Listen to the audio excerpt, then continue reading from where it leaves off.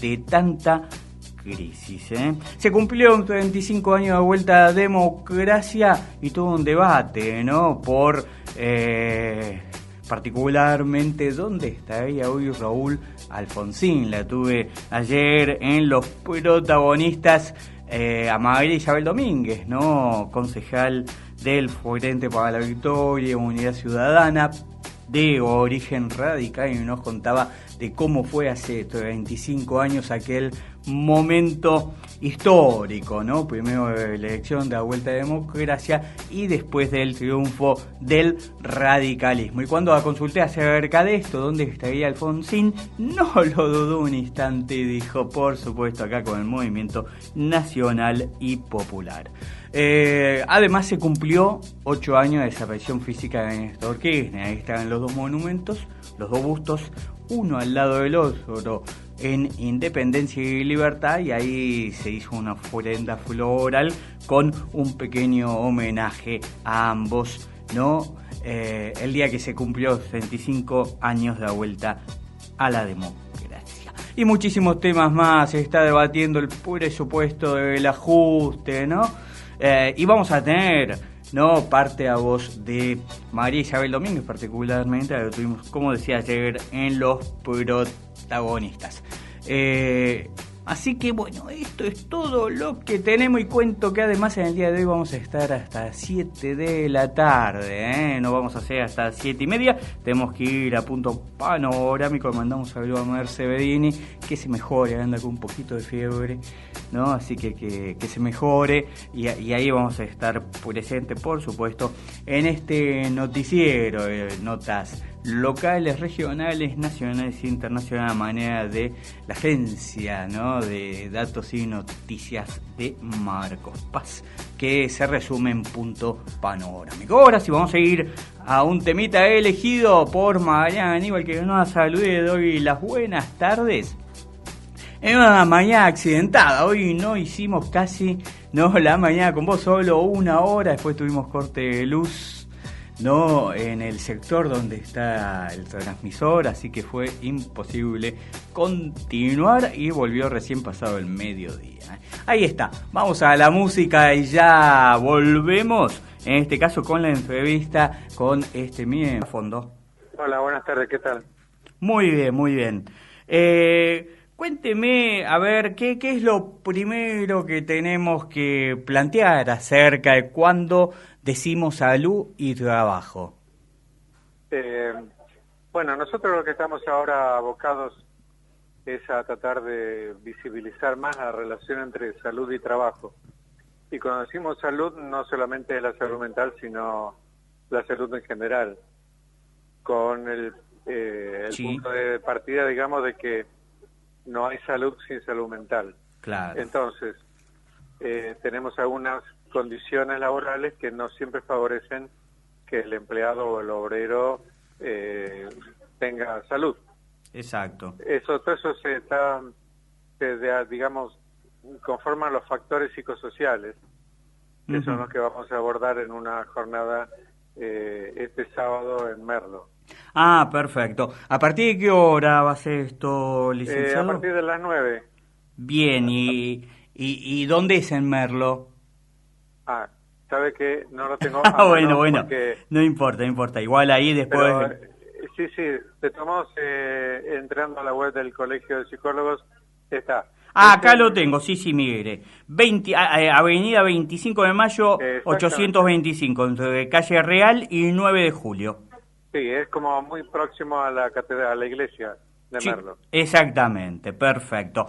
Licenciado, digo, en todos estos temas está también lo que estamos viviendo, me imagino hoy, ¿no? Una gran crisis, y donde todos los días vemos que medianas y pequeñas empresas cierran, y también algunas grandes, ¿no?, dejando un tendal de desocupados, y esto es una preocupación muy fuerte, ¿no?, sobre todo en la psique de las personas que se quedan sin laburo.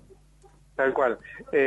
A esos factores psicosociales que les mencionaba antes, que tiene que ver, por ejemplo, con el ruido que puede haber en una oficina o en una empresa, puede tener que ver con aquellos empleados que trabajan todo el día adentro sin la luz natural, puede ser, digamos, con el abuso de la tecnología en la realización del trabajo. Bueno, todo eso, a esos factores que, como le digo, se llaman o se agrupan en lo que son los factores psicosociales Sí. que inciden en lo laboral, deberíamos agregar ahora la cuestión de la incertidumbre. Ah, claro, claro.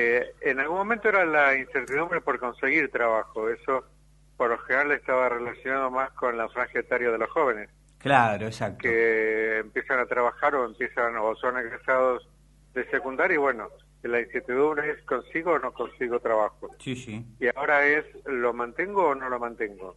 claro. Y ya no es con la franja etaria de los jóvenes, sino que es en toda la población que la cuestión esa llega.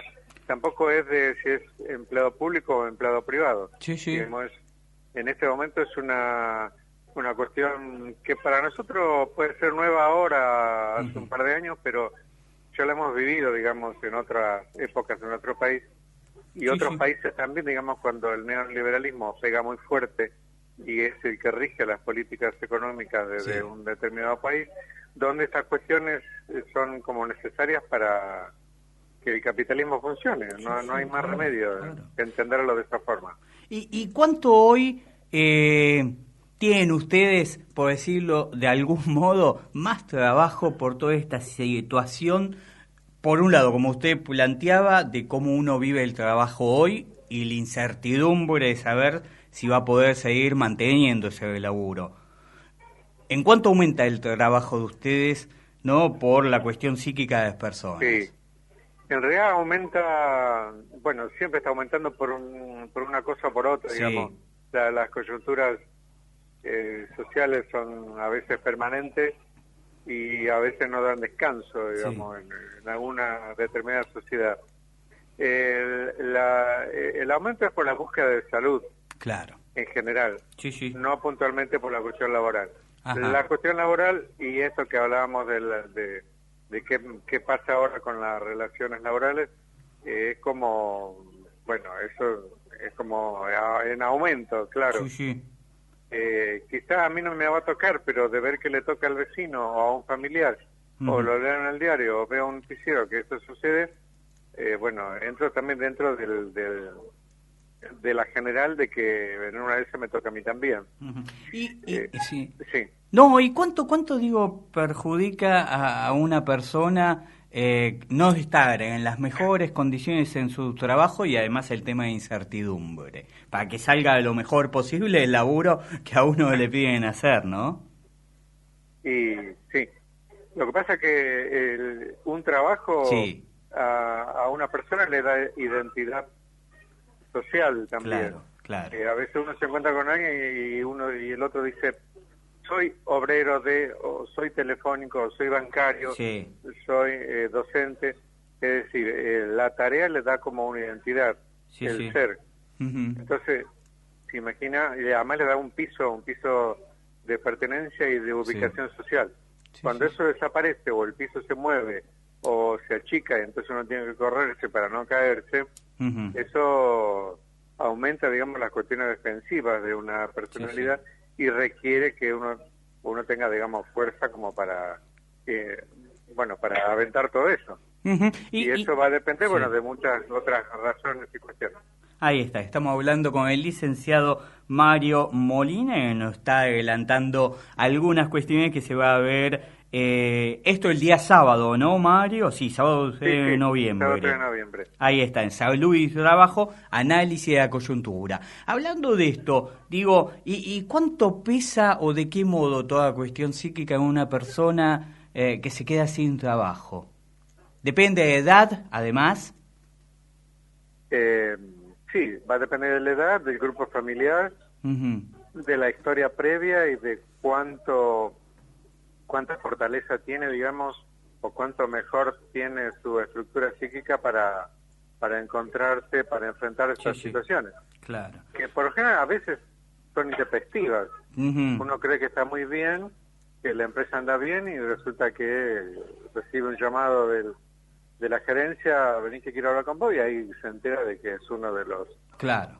O hemos visto en noticias en los diarios como la gente cuando va a trabajar se entera de que no puede ingresar. O sea, La cuestión es lo intempestivo también de esta situación.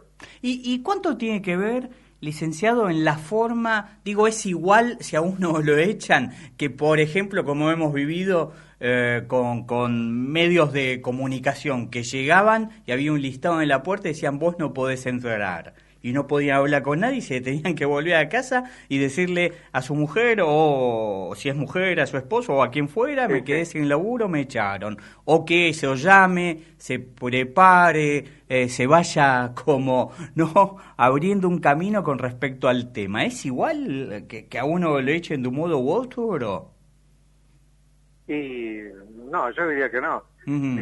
Si a uno le van como diciendo, bueno, mirá que la empresa se va a reducir Sí. y entonces vamos a ver qué reducción de personal hacemos, la persona ya puede ir como, bueno, abriendo paraguas y buscando otras alternativas, Ujú. a que de pronto reciba un Claro. telegrama o sea llamado. Digamos, Sí, lo sí. intempestivo de uno y el más o menos el preaviso del otro, pero esto forma parte de lo que yo les decía que era la cuestión de incertidumbre, ¿no? Sí, Porque claro. ¿qué empresa está como 100% ahora fuerte, digamos, como para sostener toda la cantidad de empleados que viene teniendo? Ujú. Se sabe que hay, digamos, como empresas que ponen más la venta por internet y entonces no tienen más que necesitar Sí. menos empleados que se atiende el negocio en forma personal. Sí, sí, sí. Así que eso también, digamos, es otro capítulo, la cuestión de la tecnología, cómo impacta en las realidades laborales, ¿no? Ujú. Pero Sí. sí, No, licenciado, a ver, hace muy poquito se conoció el caso de un jornalero que le había salvado la vida a una criatura, había pedido trabajo al sí, en gobierno, Tucumán. no se lo han dado, y después toda esta situación de no conseguir se terminó suicidando. ¿Hay estadísticas de suicidios por falta de trabajo? Debe haberlo, yo no las conozco. Eso, Ajá, lo que pasa es que a veces los suicidios hay que ver primero si son eh, estadísticamente colocados como suicidio. claro, A exactamente. veces no lo son por muchas razones. Así que la estadística de suicidio no la conozco exactamente, menos si está Sí, relacionada con cuestiones de pérdida de trabajo. claro. En algunos casos, Argentina entiendo que tiene la tasa de suicidio muy alta con respecto a otros países de América Latina. Ujú. En principio, también sé que las estadísticas, al menos de hace años, la franja etaria era la de menor cantidad de años y la de mayor cantidad de años. Claro, claro, Entonces era como más de 50 y hasta menos de 15 claro. los grupos etarios que tenían mayor incidencia en estadística de suicidio. Sí, sí, sí. Y en algunos, si hablamos de los menores, no podemos pensar que es por no tener trabajo, sino que la Claro, situación es porque quizás sus padres no tienen trabajo, o bueno, algún, sí, no sé. sí. Es como aventurar demasiadas hipótesis. Claro, Lo claro, que sí, bueno, todo forma parte de la situación de salud de una comunidad, de una sociedad, de un país, ¿no? claro, claro.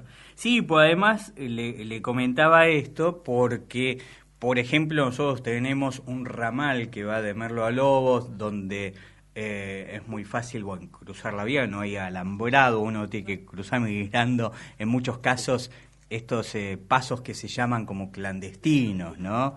Y ver si viene el tren o no. Y en el último mes hubo fácil 4 o 5, y me atrevo a decir alguno más, ¿no?, de personas que no se sabe si se suicidaron, si fue justamente esto de pasar, ¿no?, sin darse cuenta que venía el tren y desgraciadamente, o sea, lo atropelló, pero ha pasado, ¿no? Entonces uno dice, ¿qué está pasando? Sí, pasa que no hay Sí, estadística y es muy difícil saber si esta persona, bueno, en definitiva, se exacto. suicidó o venía extraída o vaya a saber, ¿no? Pero es Sí, sí, llamativo el número también. exacto, sí, sí. Es así como usted dice. Ujú. Bueno, es un tema Lice- para sí. averiguarlo. Sí. Bueno, cómo no. También van a ver resultados de la encuesta distrital Salud y Condiciones de Trabajo de Sí, los sí, psicólogos, eso. el Sí. colegio es una encuesta más puntualmente de la situación laboral de los psicólogos. La Ah, otra parte de la jornada no tiene que ver con los psicólogos, sino en realidad con todos los trabajadores. Ah, perfecto. Pero hay una encuesta que solamente se va a dar el resultado, bueno, eso nada más. Bien, bien, perfecto, perfecto. Licenciado, le agradecemos muchísimo estos minutos con la radio pública de Marcos Paz y seguramente, como siempre, va a ser un éxito la jornada que se va a desarrollar este sábado 3 de noviembre de 9 a 16 horas en Avenida de Mayo, 25 de mayo, mejor dicho, 825, entre Calle Real y 9 de julio en Merlo. Así Así es. que... buena jornada. Bueno, muchas gracias por ocuparse de estos temas. No, por favor. Ha sido el Buenas tardes. licenciado Mario Molina del Consejo de Psicólogos, Colegio de Psicólogos, Distrito 14, ¿no? Provincia de Buenos Aires, con sede en Morón, hablando puntualmente de salud y trabajo. Justamente el día que se cumplían 35 años de la vuelta a la democracia, ¿no? Y hace 3 días antes se cumplía, pero hace 8 años que no dejaba físicamente Néstor Kirchner. Y justamente con ambos temas, que mejor que hablar con el diputado nacional, ¿no? De origen radical, o en el radicalismo popular, ¿no? Y en Frente para la Victoria y Unidad Ciudadana, el diputado Leopoldo Moró, que nos dejó muchísimos títulos y nos decía esto. De popular, que no lo es, cambiemos, por supuesto, ¿no? Es un gobierno que ha sido elegido por el pueblo, es democrático, se eligió en las urnas, pero popular, poco. Bien. Capaz estaba ahí escuchando Leopoldo Moró algunas reflexiones que estábamos haciendo recién, por aquí en Marcos Paz. Usted ha estado en alguna oportunidad, el intendente es de origen radical, pero por supuesto hoy es partícipe por Frente para la Victoria, Unidad Ciudadana, ¿no? Y participaron en el acto de 35 años de la Vuelta de Democracia. ¿Cómo está usted, Leopoldo Moro? ¿Cómo anda? Bien, muy bien, un gusto en escucharlo, chico. Bien, bien, muchísimas gracias siempre por atendernos con tanta amabilidad. No, por favor. Y lo llevo un poquito, después ya vamos a entrar a hablar de estos 35 años de democracia, ¿no? Pero todo lo que vivimos con el tema del presupuesto, con la violencia, con esa foto. ¿Qué pasó con esa foto que mostró usted, Leopoldo?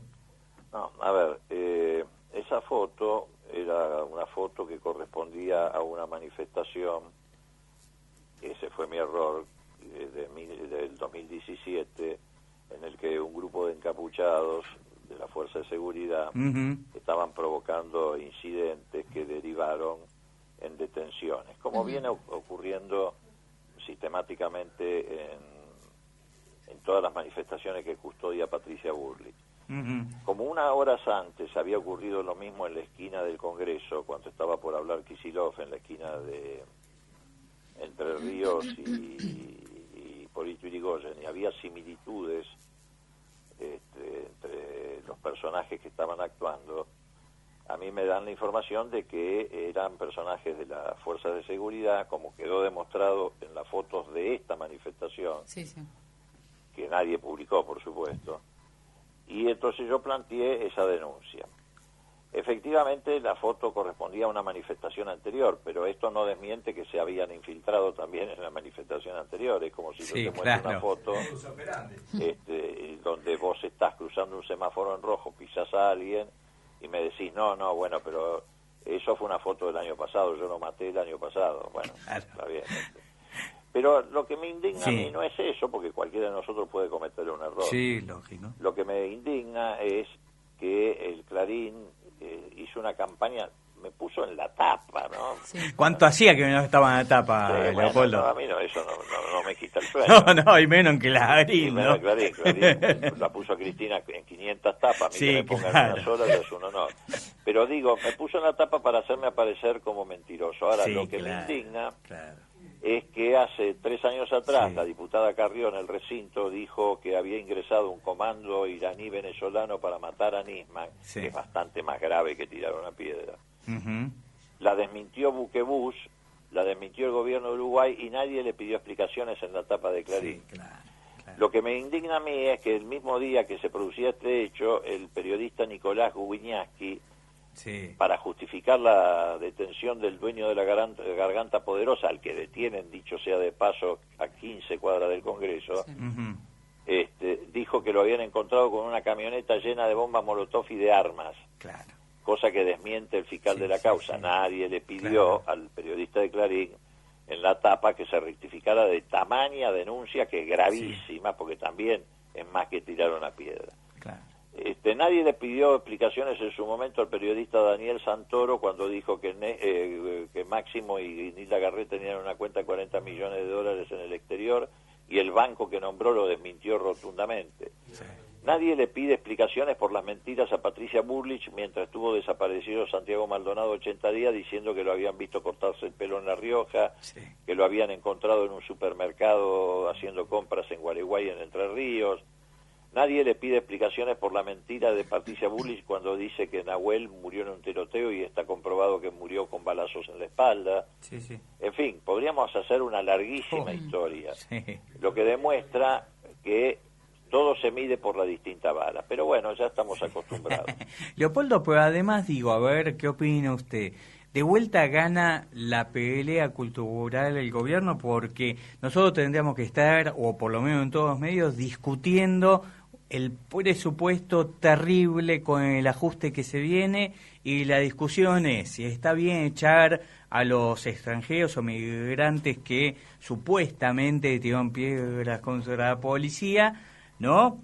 O otros temas colaterales que hacen a toda esta situación, o lo que usted está contando ahora, que estuvo en la tapa de los diarios porque no sale, ¿no? Cómo nos meten la mano en el bolsillo y casi nos llevan, ¿no?, al suicidio colectivo con el presupuesto que se viene. No, es así como vos decís, ellos ganan esas batallas culturales, entre otras cosas, y fundamentalmente porque tienen la complicidad activa de los grandes medios de comunicación, además del control de las redes sociales, por lo que pagan mucho. A ver, ellos meten estos tipos, tiran piedras, provocan una represión, la represión enseguida desplaza la discusión hacia la represión. Vos fíjate que la represión empieza justo en el momento que va a empezar el discurso Kicillof en el Congreso. No es casual, está todo sincronizado. Tiran piedras, a los que tiran las piedras nunca los detienen, a pesar de que lo tienen a unos metros. Siempre inician una cacería y detienen 20 o 30 cuadras después a gente que había ido pacíficamente. Con eso instalan, como vos bien decís, como discusión la represión, etcétera, etcétera, etcétera, etcétera.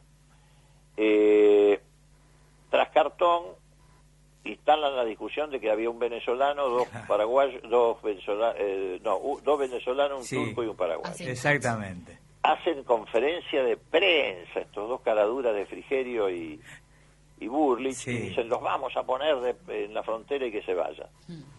Primero es un desatino. Vos para expulsar a un extranjero tenés que mostrar que cometió un delito. Sí, lógico.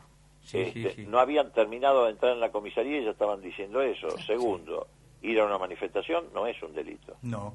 Muy bien. No es traficar cocaína. No. Es una contravención. Tercero, nos retrotraen a la etapa del 1904 cuando se votó la ley de residencias por parte de estos gobiernos conservadores, cuando entraban nuestros bisabuelos italianos, españoles, y como venían con ideas de izquierda de Europa, querían fundar acá los sindicatos para defenderse, para lograr mejores condiciones de vida. Entonces el gobierno conservador de aquel entonces, parecido al de Macri, dicta una ley de residencia que le permite al gobierno, si te metías en actividad política sindical, ponerte afuera de la frontera. Después llega el de Irigoyen, la deroga, se crean sindicatos, etcétera. En el 45 llega una nueva oleada de inmigrantes rusos, ucranianos, croatas, polacos, que se instalan en los frigoríficos de Berisso y Ensenada, que necesitaban mano de obra extensiva. Esos son los que hacen el 17 de octubre, junto con los cabecitas negras, para lograr reivindicaciones. Entonces, los tipos están negando la historia, están estigmatizando. Por eso hoy que se cumplen 35 años de democracia, hay que recordarles a estos señores que la democracia no es solamente ir a votar una vez cada 2 años. La democracia es fundamentalmente tener respeto por el otro, por la diversidad, por su preferencia sexual, por su pertenencia social. La democracia no te permite estigmatizar a los negritos, llamarlos choliplaneros. Eso no es un mensaje democrático, es un mensaje de odio. Así es. Moro, entrando en este tema del cual usted recién está haciendo comentarios, 35 años de vuelta a democracia, hoy en muchas ciudades del país, aquí yo comentaba en Marcopá, se puso hace un ratito una ofrenda floral en el busto de Raúl Alfonsín, que está justamente pegadito al busto de Néstor Kirchner, que se cumplió un aniversario de su fallecimiento este fin de semana, ¿no? Así es. Con respecto a los 35 años y a la actualidad, al acto que hizo Mauricio Macri en homenaje a Alfonsín, ¿qué le pareció a usted? ¿Cómo sintió? Mira, yo lo que recuerdo es que cuando Macri fue 2 veces jefe de gobierno, Alfonsín nunca concurrió a un acto en su homenaje, ¿no? Pero no me parece mal. A mí lo que me parece mal son los radicales que estaban en el homenaje, no que Macri le haga un homenaje. ¿Por qué? Porque los radicales no pueden seguir al lado de Macri. No pueden seguir al lado de un gobierno que niega todo lo que ha sido la identidad histórica del radicalismo. Un gobierno xenófobo, un gobierno que promueve un acuerdo con el Fondo Monetario Internacional que va a ser una masacre social para la Argentina y nos compromete a un endeudamiento que no vamos a poder afrontar y nos lleva otra vez a la cancelación de deuda. Un gobierno que aplaude a los gobiernos golpistas de América Latina que se van erigiendo. Yo creo que un radical no tiene nada que hacer al lado de eso. ¿Y qué le pareció? Porque hablando radical estaba el hijo de Raúl Alfonsín, Ricardo, que aparte es bastante crítico, aunque las últimas semanas lo veo bastante callado, pero venía siendo crítico del gobierno de Cambiemos. Y yo hubiera mandado otro familiar. A mí me parece que ir a convalidar a Macri me parece a esta altura un desatino, por más que te haga un homenaje a tu padre. Me parece un desatino, porque combinar, legitimar a Macri es legitimar la masacre social que se viene en la Argentina con el acuerdo con el fondo. Vos fíjate que ahora que se conoce el acuerdo con el fondo, paradójicamente cuando se discutió el presupuesto no lo conocíamos. Lo primero que exige el fondo es cambiar el régimen jubilatorio de la Argentina.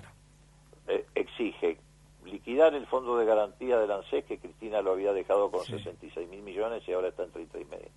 Exige aumentar la edad jubilatoria de hombres y mujeres y exige recortar la mínima de las jubilaciones, aún más.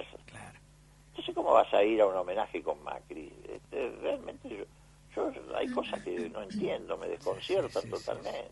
Usted habló ahí un chiquito de Jair Bolsonaro, no nombró, pero entendemos que sí, con todo lo que está viviendo Brasil, ¿no? Habló de xenofobia acá, bueno, allá el doble, misógeno, ¿no? Hablando Jair Bolsonaro, racista, amante de todas las dictaduras militares que han pasado. ¿Qué se ve en Brasil, Leopoldo? Y mira, te voy a usar, ya que estamos hablando de los 35 años de democracia de Alfonsín, una frase de Alfonsín, que es bastante conocida. Alfonsín decía que el liberalismo trae ajuste, represión, ajuste, represión, ajuste, represión, y eso termina en neofascismo. Yo creo que Bolsonaro es la expresión fascista de un programa económico neoliberal que pretende gobernar con mano dura para impedir que el pueblo brasilero se alce contra eso. A mí no me preocupa que haya un Bolsonaro en la Argentina porque ya lo tenemos este gobierno para Bolsonaro. Todos los días corre un poquito más la frontera democrática hacia posiciones autoritarias. Bien, Leopoldo, muchísimas gracias nuevamente, como siempre. Por favor, gracias a ustedes, chicos, que les vaya muy bien. Muy bien, ahí está. Pasó Leopoldo Moro, diputado nacional de Unidad Ciudadana. ¿Cuántos temas, cuántos títulos? Exactamente, hablando. Ahí estaba la voz, ¿no? Que pasó por la radio pública de este diputado, que siempre maneja muchísimos títulos, muchísima tela para cortar, mucha polémica con sus declaraciones. Estamos hablando, por supuesto, de Leopoldo Moro. Y muchos títulos, declaraciones y seguramente tela para cortar. En el último programa Los Protagonistas, que vos sabés, lo podés seguir, ¿no? En la página de el canal de YouTube de la TV Pública y sino también en Virtual Entrevista. Estuvo primero Juan Pallí, no vamos a pasar esta parte porque ya nos queda poquito. Yo te conté que hoy a las 7 de la tarde tengo que estar en Punto Panorámico, por suerte es cerquita la radio, cruzamos y estamos, ¿no? Así que vamos a ir con la voz de María Isabel Domínguez, que fue el tema más político. Estamos hablando de la denuncia, ¿no? Este video, ¿no? Que ha hecho un canal aquí de nuestra ciudad, nos referimos a RCO. Ella ve como que hubo mala predisposición y entonces no solo le hace inicia una querella penal, civil, ¿no? Acciones legales contra las personas que la denuncian a ella acerca de ventas de terreno en Santa Catalina. Hubo todo un problema, piedras a la policía, hubo algún policía herido, un patrullero roto, ¿no? Muchísimas cosas pasaron y entonces se viene esa denuncia no solo a las personas, como te decía, sino también a RCO. Y esto nos decía María Isabel Domínguez en Los Protagonistas. Ojo, esta es una valoración que por ahí hago yo. Tuvo muchísimo que ver ese video, porque la realidad es que esa persona, bueno, como ya lo he contado muchas veces, y esa persona que me acusa de haberle vendido el terreno o algo así, justamente es una persona a la que estuvo toda la mañana o gran parte de la mañana en la oficina, en el Consejo Deliberante, en la oficina nuestra del bloque, a la que intenté ayudar, porque esta persona vino llorando, desesperada, con su hijo en brazos y un familiar más, a decirme que ella había comprado ese lugar y que la querían desalojar y que la querían sacar y que ella lo había comprado. A lo que yo le respondo, mira, ¿te lo vendió Guatre? Así fueron mis palabras. Claro, ¿te lo vendió el Guatre? lugar es de Guatre, ¿no? Tal cual. Entonces le digo, ¿te lo vendió Guatre? No, me lo vendió una señora. Bueno, entonces le digo, te estafó, porque los dueños y las escrituras dicen que los dueños son es Guatre. Así que si te lo vendió cualquier otra persona que te lo haya vendido, te estafó. Me puse a su disposición, le dije que la acompañaba a buscar a la persona que le había estafado para que le devolviese el dinero, porque si ella le había pagado a alguien, tenía que devolverse el dinero. La acompañamos a que fuera a hacer la denuncia a la ayudantía fiscal, enfrente, ¿sí? Ahí sobre la calle Melgar. Sí. Fueron personas de nuestra oficina a acompañarla a que haga la denuncia. Cuando va a hacer la denuncia, resulta que quien le toma, el secretario que le toma le quiere tomar la denuncia, nos avisa que no la puede efectivizar, que no la puede hacer, porque entonces ella allí les cuenta que en realidad no le pagó nada a nadie, que no le había pagado ningún centavo a nadie, sino que lo único que había pagado era una asesoría, mal hecha la asesoría también, de una inmobiliaria, que le había asesorado cómo tenía que hacer para meterse en el terreno. Tenía el papelito, me lo mostró, lo vi, donde le decía paso por paso, y ella le había pagado 500 pesos a esa inmobiliaria para que la asesorara cómo lo tenía que hacer. Era lo que le había cobrado esa inmobiliaria. Bueno, la verdad digo, una desprolijidad absoluta y una falta de respeto. Una falta de respeto, una desprolijidad total. ¿Se sabe total. cuál es la inmobiliaria? No, yo no te lo puedo decir. Aparte, bueno, todo ¿Está esto en la causa?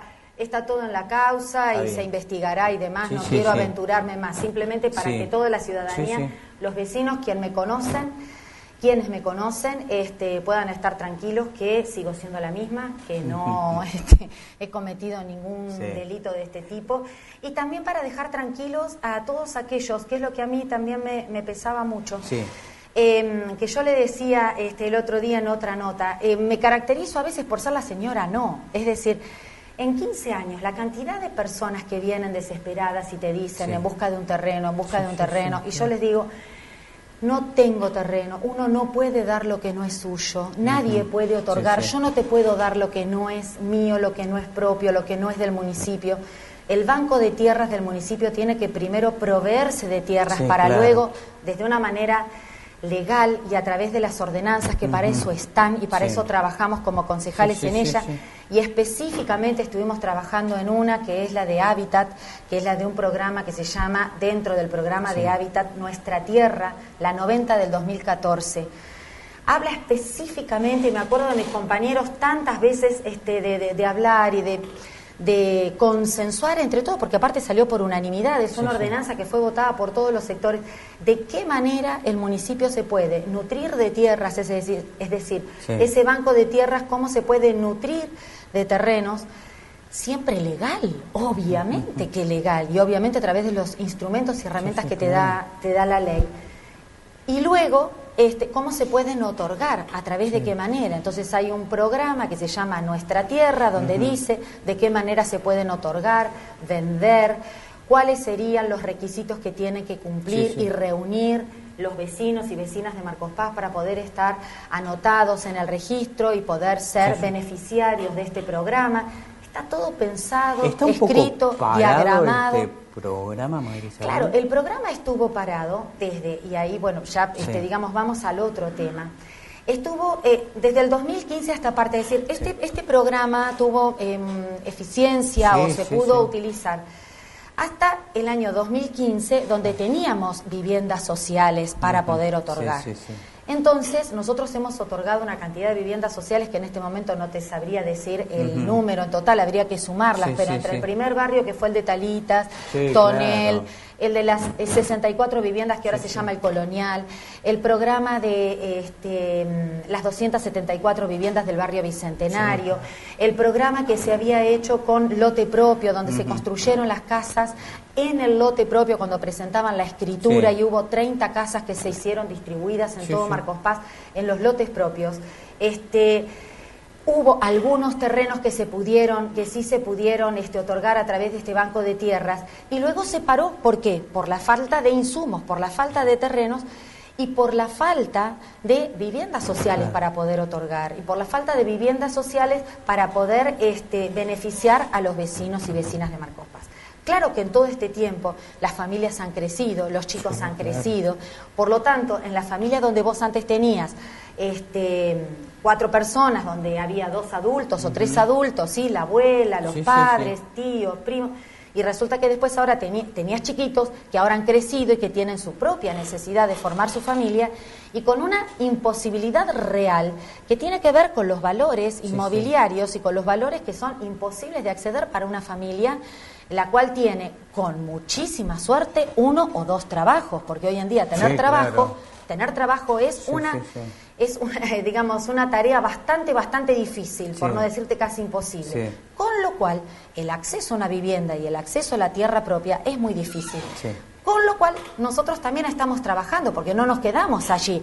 Desde el 2015, que estaba pensado un barrio que la gente recordará y que muchos habían venido incluso para anotarse en el banco de trabajo, en la bolsa de trabajo, y que habían sido recomendados y se habían acercado para trabajar en el obrador del siguiente plan de viviendas que se iba a hacer al lado del barrio Bicentenario, y que a partir de la asunción del nuevo gobierno de Mauricio Macri quedó todo parado, quedó todo frenado, nunca se hizo. Entonces, claro que esas expectativas, y por eso lo que vos me decís, digamos, esta lista de aspirantes o esta lista para ingresar había estado frenada. ¿Por qué? Porque tampoco podías crear falsas expectativas si no tenías nada que brindar.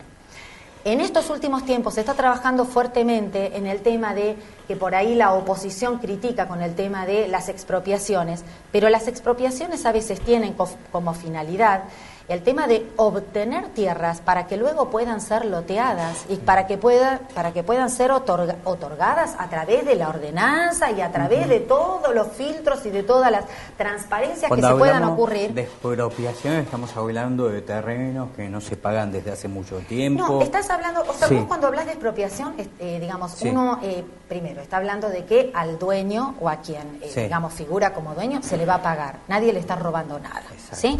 Porque estamos en un Estado de Derecho, y así como lo estuve hablando estos días hasta el cansancio con algunos que por allí se hacen los revolucionarios y me vienen con la toma de tierras y de... Estamos en una Argentina donde hay una Constitución, donde tenemos una ley, donde la tenemos que respetar, y ante todo, y para vivir en una sociedad organizada, debemos respetar la ley. Tenemos el derecho a la propiedad privada y por lo tanto no tenemos ningún derecho a quitarle a nadie nada. si hay un dueño, esa tierra o ese lugar, si nosotros queremos y consideramos que hay una utilidad mayor, se la debe obtener por los fines legales. Por lo tanto, expropiar significa que yo le voy, que el municipio, que el Estado le va a hacer, claro, que vos tenés una venta obligada, eso es expropiar. Es decir, si yo considero, si nosotros consideramos que hay una utilidad pública de ese terreno, que por allí durante muchísimo tiempo no se lo ha utilizado, que ha sido, por ejemplo, baldío, que ha sido ocasión para que se cometan delitos, para que haya inseguridad, para que el barrio viva digamos, en una situación difícil y de inseguridad, en el cual nosotros consideramos como Estado que ese lugar puede tener una utilidad muchísimo mayor para toda la vecindad, para el intendente o para algún concejal, para los vecinos del lugar, se procede a expropiar, ¿sí? A expropiar. Ahí estaba, por supuesto, la palabra de María Isabel Domínguez, edil del Frente para la Victoria, Unidad Ciudadana, contándonos todo esto, lo vivido acerca de esta denuncia mediática que se viralizó en las redes sociales, y la cual, no, como dijo en el Consejo Deliberante, por su honor, le hacía juicio a estas personas, no, que la acusan de venta de terrenos y al medio que había armado, ¿no?, este video. Bien, nos estamos yendo, sí, rapidito, pues ya nos vamos a punto panorámico, así que hoy hasta las 7. Le agradezco a todos por estar del otro lado, por seguirnos en esto que es Política a Fondo, con todos los temas que pasan en el país, en la región y por supuesto en Marcos Paz. Le agradecemos a Mariana Aníbal en la musicalización, operación técnica, y nos volvemos a encontrar dentro de una semana. ¿Cuántas cosas pueden pasar en Argentina en una semana? Por Dios, esto ha sido Política a Fondo.